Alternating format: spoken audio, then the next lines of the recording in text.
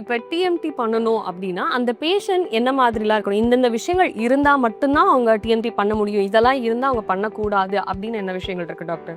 அதான் ஃபஸ்ட் நான் ட்ரெட்மில் ஒரு பேஷண்ட் சப்மிட் பண்ணுறதுக்கு முன்னாடி ஃபர்ஸ்ட் ஆஃப் ஆல் அவங்களால நடக்க முடியுமா, மூட்டு வலி மூட்டு பிரச்சனை நடக்க முடியாது அப்படின்னு இருந்தால் ட்ரெட்மில் யூஸே இல்லை.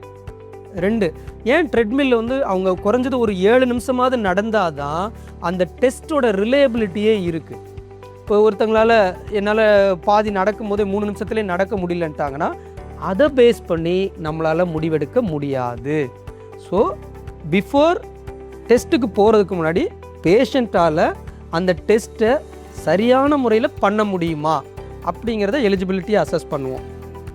தென் இந்த மாதிரி வால்வு சதைகள் அதிலெல்லாம் எந்த பிரச்சனை இல்லைங்கிறத எக்ஸ்க்ளூட் பண்ணிட்டு தான் நம்ம ட்ரெட்மில்லுக்கு அவங்கள அனுப்ப முடியும். ஃபார் எக்ஸாம்பிள் ஒரு 70 வயசில் இருக்காங்க ஒரு லேடி, அவங்களுக்கு வந்து மூட்டு வலி ரொம்ப இருக்குது, ஆஸ்டியோ ஆர்த்ரைட்டிஸ், அவங்கள போய் நடக்க வைக்க முடியாது. 2வது ஸ்பைனல் கார்ட் சர்ஜரி அந்த மாதிரி ஏதாவது முன்னாடி பண்ணியிருக்காங்கன்னா அவங்களையும் ட்ரெட்மில்க்கு சப்மிட் பண்ண முடியாது. ஸோ அவங்களால பண்ண முடியுமா ட்ரெட்மில், ஃபஸ்ட்டு கேள்வி. பண்ண முடியும் பட்சத்தில் அவங்களோட ரிஸ்க் ஃபேக்டர், அடுத்து இருதயத்தில் வால்வு சதைகள் நல்லா இருக்குது, இதெல்லாம் ஓகேனா மட்டும்தான் ட்ரெட்மில் டெஸ்ட்.